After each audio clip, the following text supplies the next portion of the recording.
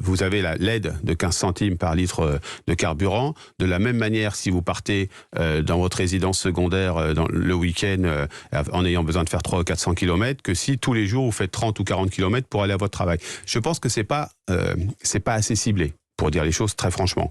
Nous voulions des plans de mobilité en entreprise qui soient négociés en entreprise. Nous voulions des aides particulières aux salariés qui se déplacent avec leur véhicule pour aller au travail, qui soient versés par les collectivités, ce qui permettait de cibler avec une aide, évidemment un remboursement de l'État. Alors pourquoi le gouvernement ne l'a pas fait? Pourquoi n'a-t-il pas ciblé? Ça lui aurait coûté peut-être moins cher aussi. Je crois que c'est un peu complexe à faire et surtout ça nécessite de mobiliser d'autres acteurs. Là, il y a une mesure qui est facilement compréhensible par tout le monde, c'est 15 centimes d'euros pour tout le monde quand vous faites votre plein d'essence, mais encore une fois, c'est pas suffisamment ciblé. On vit pas tous la même pression de la hausse du prix de l'énergie selon nos revenus. Ça pèse davantage sur les revenus les plus modestes et selon qu'on ait besoin, en termes de carburant, de se déplacer pour son travail. Donnons un exemple d'ailleurs, parce que des pleins de 100 euros, de 120 euros, c'est quasiment 10% du SMIC. Mais par exemple, je vous donne d'autres propositions, d'autres candidats. Baisser la TVA sur l'énergie, bloquer les prix de l'essence. Est-ce que ces mesures vous paraissent plus fortes, plus réalistes? Non, je crois que baisser la TVA, c'est pas une bonne chose, parce que je pense qu'on va être amené à avoir un peu plus de sobriété. Faut qu'on se le dise comme ça. C'est-à-dire qu'il y a des personnes qui ne peuvent pas faire autrement. Parce qu'ils ont besoin de se rendre à leur travail. Vous savez, j'étais en Bretagne la semaine dernière, lorsque vous travaillez dans l'usine agroalimentaire, qui est pas très loin de chez vous, mais qui est quand même à 15 ou 20 km, vous avez besoin de votre véhicule parce que vous êtes en horaire décalé, parce qu'il n'y a pas de transport collectif, etc. C'est autre chose lorsque vous faites le choix de prendre votre voiture pour le loisir.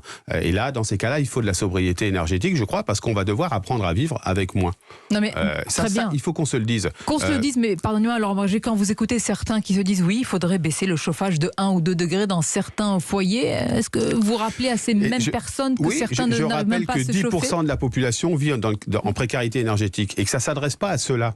Ça ne s'adresse pas à ceux-là. Ceux-là, ils sont déjà dans la précarité énergétique. Donc évidemment que ça ne s'adresse pas à eux. Et ceux-là, au contraire, il faut la rénovation thermique des logements qui leur permettra de plus vivre dans cette précarité énergétique et qui pourra leur permettre de vivre dignement en se chauffant.